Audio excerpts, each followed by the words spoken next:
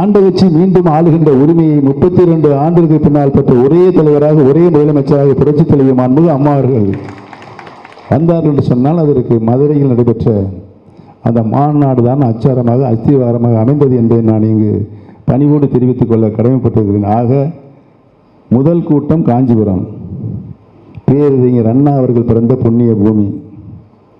இந்த திராவிட இயக்கம் அதனுடைய பரிணாம வளர்ச்சி இன்றைக்கும் வரலாற்றில் பல முத்திரைகளை பதிப்பதற்கு அவர்தான் மிகப்பெரிய காரணகர்த்தாவாக இருக்கிறார் என்பதை நான் இன்றைக்கு பணிவோடு தெரிவித்துக் கொள்ள கடமைப்பட்டிருக்கிறேன்.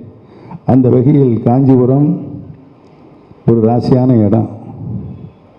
2014 நாடாளுமன்ற தேர்தலில் 39 இடங்களில் போட்டியிட்டு 38 இடங்களில் வென்ற அந்த நாடாளுமன்றத்தில் முதல் கூட்டத்தை மாண்புமிகு அம்மா அவர்கள் காஞ்சிபுரத்தில் முதல் கூட்டத்தை நடத்துங்கள் என்று எங்களுக்கு ஆணையிட்ட அந்த கூட்டத்தை அங்கு நடத்தி தொடர்ந்து மாண்புமிகு அம்மா அவர்கள் தமிழ்நாடு முழுவதும் ஒவ்வொரு நாடாளுமன்ற தொகுதி வாரியாக நடத்தினார்கள். நம்முடைய கழகம் மிகப்பெரிய வெற்றியை பெற்றது.